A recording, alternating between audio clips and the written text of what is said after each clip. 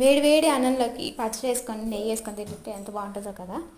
అదే పచ్చడి టిఫిన్లోకి ఇంకెంత బాగుంటుందో కదా. మీరు ఎప్పుడైనా చట్నీ బోరుగా ఫీల్ అయితే ఈ బెండకాయ పచ్చడిని ట్రై చేయండి. టిఫిన్లోకి చాలా బాగుంటుంది. టిఫిన్స్లో కానీ రైస్లో కానీ చాలా బాగుంటుంది. ఇక్కడ పచ్చిమిర్చి నేను కొంచెం మంటలేవని కొంచెం ఎక్కువ తీసుకున్నాను. ఒకవేళ మంట ఉన్నవైతే కొంచెం తగ్గించుకోండి.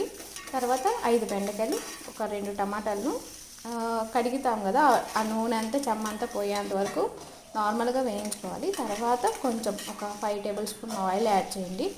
అవి నూనెలో బాగా మగ్గేలా చూసుకోండి. బాగా మగ్గిన తర్వాత ఇట్లాగా ఒక పావు వంతు మగ్గిన తర్వాత 4 చిన్నులపాయ రెబ్బలు, కొంచెం తిరమాత గింజలు వేసి ఇంకొంచెం సేపు మీడియం ఫ్లేమ్లో పెట్టి మగ్గబెట్టుకోవాలి. ఇదంతా మగ్గిన తర్వాత లాస్ట్లో దింపేటప్పుడు చింతపండు, నిమ్మకాయ సైజ్ చింతపండు వేసి ఆరబెట్టండి. తర్వాత కోర్స్గా గ్రైండ్ పట్టండి. అంతే, చాలా సింపుల్. Bye bye.